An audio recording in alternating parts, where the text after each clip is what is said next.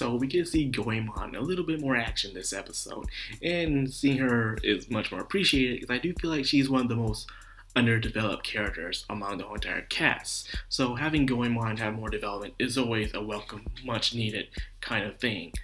But before I get into that, let's talk about the beginning of this episode and the very end, which made no sense. I feel like it was kind of not needed. It was the conflict between Hasume and Theresia. In the beginning, I had to go back and watch episode 7, at least towards the end, see did I miss out on something was skipped. It felt like it wasn't needed.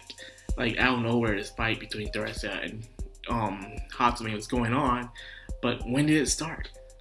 Like, it just happened, and then all of a sudden she passes out because of the poison that apparently Moriel put inside of her to dispose of her when her job was done, or when she was redeemed no longer useful.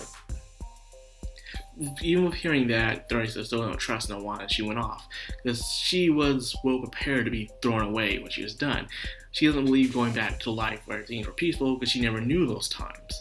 Only when she was with Hasume when she was a kid. Despite that, it just felt like it was unneeded. It had no development or push forward to those two characters. It was something in a situation we already knew that they were going through.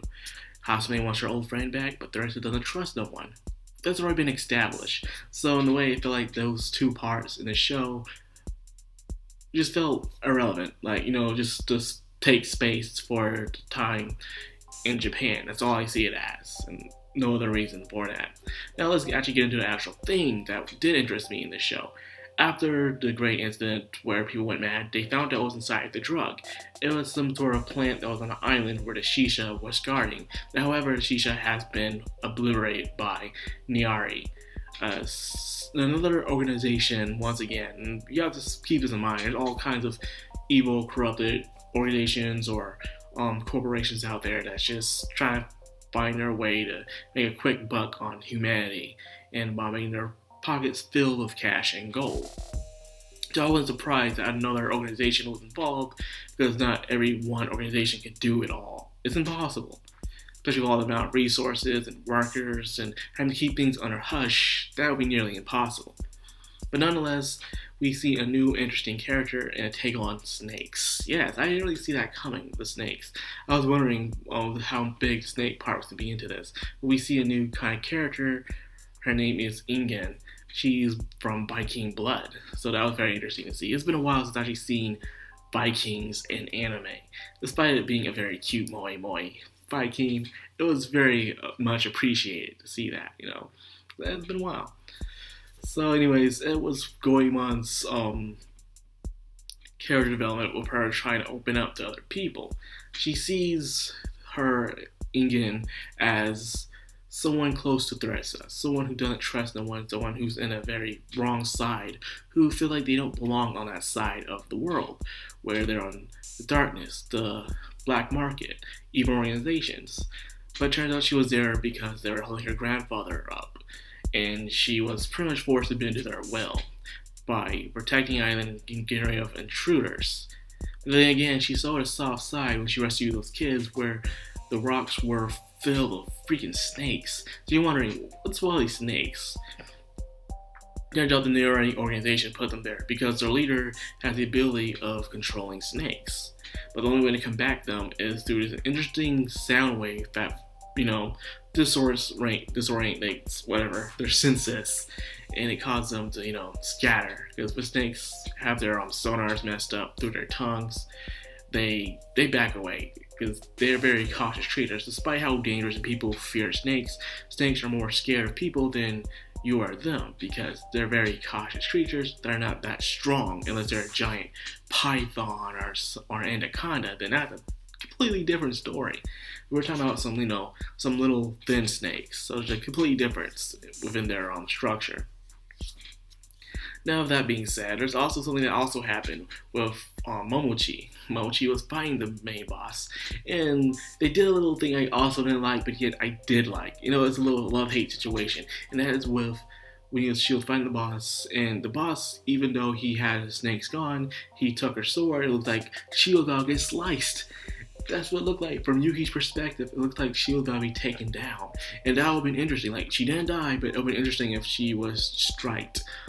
I think it would have made the episode going for a more interesting turn, but instead, she blocked it off because she had a pistol. Not a pistol to kill someone, but a pistol to knock someone out. And that's what happened. Apparently, it didn't even work all the way because he was still able to press a button to set fire to the flame. Flame to the fires, whatever. So the drug itself was completely irrelevant. So she got disciplined by being reckless. The value of your own life. When we see your enemy coming, don't take the chance. This also opened up some more interesting theories of Yuki as well, where it could be the fact that she probably had a partner or a past or someone she cared for died before her very eyes, and because of that, she probably blames herself for it. Doesn't want to see that ever happen again. It's probably the reason why she's so strict on Momochi. She wants to make sure that Momochi is well enough ready to take care of herself to become that perfect spy.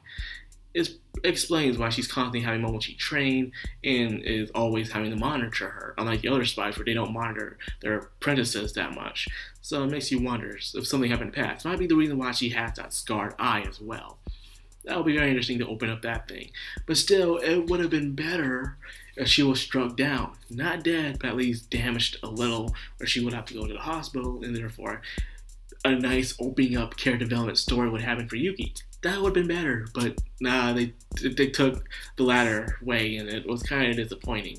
It made the suspense for nothing. Like, you're like, oh my god, that just happened, and then you realize it didn't happen. So you're like, really? Like, you have all this heightened emotion, and then it's just to be blurred like that. Like, are you kidding me? What point of me feeling all shocked when nothing happened? So anyway, I'm staying too long on this one scene, but then again, it shows how one scene, an entire show, or even movie can really change the direction of how you feel about that movie or show or whatever because of that one scene. That one scene did really disappoint me in a way. But hopefully we'll open up to more backstory from Yuki and stuff to get her more a development. Now they have retrieved the samples and they know how to trace it. So hopefully Morio has a plan to disconnect their resources from Nirai, or else they're pretty much screwed. The question is, it's a matter of time of who will get to who first. Will it be Tsusagaki or will it be Morio? Only time we'll see later on down the episodes. So other than that, yeah, that was released to Spyce episode 8. Very interesting show, good animation, as usual. Like seriously, the animation in the show is very top notch, along with the music. I really do enjoy the dubstep in this, even when they're fighting or in their suspense moment, especially when they're in their mission modes. But once again, I can't help but bring this up. Wear a mask. The fact that no one had discovered your secret identity or know where you're being traced, the fact that you don't wear a mask makes no sense to me. That's the only part of me that boggles my mind. You know, you have these so-called very smart organizations out there. They can't track these girls because, what, they're too skilled? No matter how skilled you are, if you show your identity, what is the point of calling yourself a spy? It makes no sense. James Bond would have to change his disguise every now and then. You know, pretend to be different people. Well, anyways, that's all I got for that, man. It was still a good episode, but there's just those little things that still get to me that I wish they would improve upon later on down the road. But nonetheless, I'm still enjoying myself, and that's what really matters at the end of the day, is enjoying yourself when you're watching these shows, and that's all that matters. So anyway, that's all I got for this video. I hope you guys enjoyed it. If you did, rate, comment, subscribe, and hit the bell icon so you get notified every time I upload. This has been Madcrown on Anime, signing out. Have a good one.